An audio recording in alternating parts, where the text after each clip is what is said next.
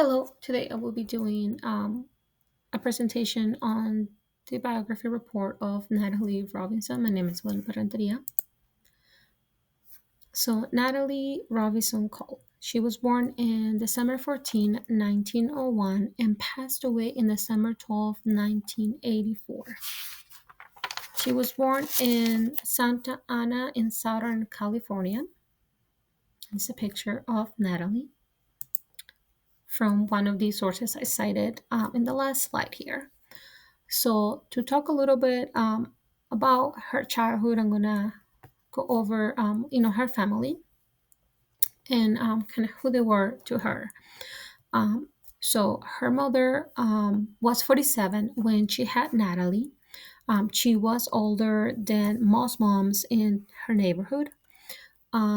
She was also more educated than most of them, and she liked to read to her kids out loud. Um, Natalie felt that she didn't quite fit in um, with her peers because she looked different, and then her name was she didn't share her name with anyone, so her name no one of her classmates shared her name. So she had a peer who was also named Natalie, or that she had a more common name. But she did not. So she did feel a little bit alienated growing up. So I think part of some of these feelings of not fitting in did partially, mom was partially at fault for her feeling a little bit alienated. Her mom, who admired people who had, darker hair, brown eyes, was constantly comparing Natalie to, children in the neighborhood who had thicker hair and darker hair. So in a way, her features to her weren't necessarily this as desirable. Um, Her father, on the other hand, would sometimes say to mom like, "You leave that child alone. You're going to ruin her hair," because mom was constantly trying to like apply products on her hair to make it look thicker. Um, but her was, just different because it was finer. Um, so Natalie believed that it was her father, the one who um, had an influence in her liking of writing instead of her mom, and it had to do with the way her father would communicate with her. So, for example, the quote here, where you know he would sort of cock his head and wait until he could give his answer a little homier twist. So he wasn't just answering Natalie's questions or helping her sound out words. He would find a way to say things that just felt more homey, more friendly than just a straight response. She had a younger brother and an older brother. Her younger brother was 2.5 years younger than her. He was a bit more.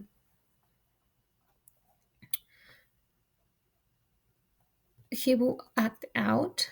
Um, and so, in one of those instances where he was, being a kid and just acting out, he got hurt. He got his leg run over. This was at age 5, and he had to get it removed.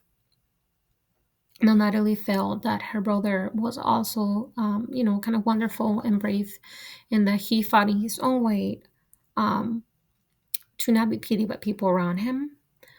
Her older brother, who later on went to become a teacher, um, was part of the reason why she went on to become a teacher. Her mom um, told Natalie that she should also be a teacher like her brother, like her older brother. So Natalie did go ahead and kind of follow that decision, and she went to Southern Branch um, University, State University, but she did not get her degree there. Um, she did after that. She went ahead and got her teacher examination so that she could go on to teaching. At age 23, she married her 21-year-old boyfriend, and they had a daughter, and that was her one child, that daughter. So Natalie was or went on to become a public school elementary teacher. Her student population consisted basically of the following ethnicities: Mexican, Chinese, Japanese, and American. Um, she felt she started to go to counseling. She felt that she wanted some counseling for her personal life, but also her professional life. She felt unfulfilled, and she was curious to find out as to why she wasn't getting that fulfillment from her profession. Um, so that helped kind of bring some clarity, and as time passed, she felt more fulfilled in her role as a elementary teacher. So some of the influences in her teaching style came from another teacher, Mrs. Knight, who would teach young children dancing. And when Natalie witnessed the way Mrs. Knight was teaching and like her methods, it was a big influence in the way uh, Natalie would, develop her own style in teaching. Means and Creative Power was a book who was published during the progressivism progressivism of educational movement. So the pedagogy from that movement, progressivism, was definitely influencing the way Natalie was teaching, her teaching practice, her pedagogy, but her methods again were influenced by Mrs. Knight. So Mrs. Knight will give a lot of praise and kind of positive comments to her students to, encourage them to, keep on developing their own inner learning. So Slick, Mr. L. Silsek, and Cole were often compared.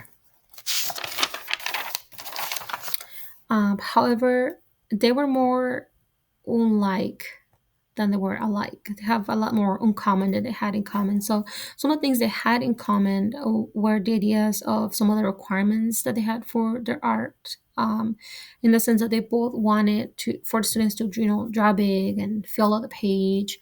However, Natalie cared about the whole child, um, and their self fulfillment. And she used the arts as a way to accomplish this. Um, So her methods started to gain her some attention from, um, like the head of psychology department or the head of the handicraft department, and that just kind of kept on growing as more people kind of learn about her success in the classroom and how she was getting all these kids engaged. So she started to put a book together.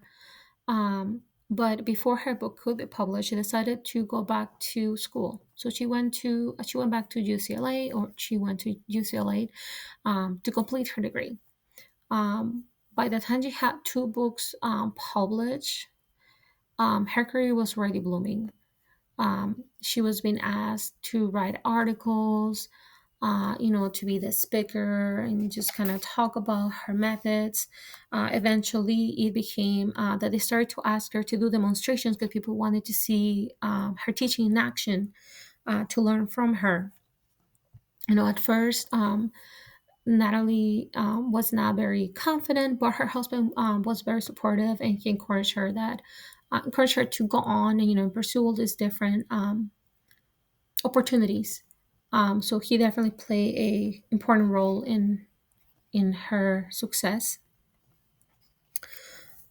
I believe that at the core of her teaching philosophy was the idea of individual self fulfillment, by allowing the students to grow while she guided them gently instead of forcefully pushing them to do things a certain way. And that is all. That is my presentation on Natalie. So here on the last slide, I have my sources used for the information gathered on this educator. Thank you.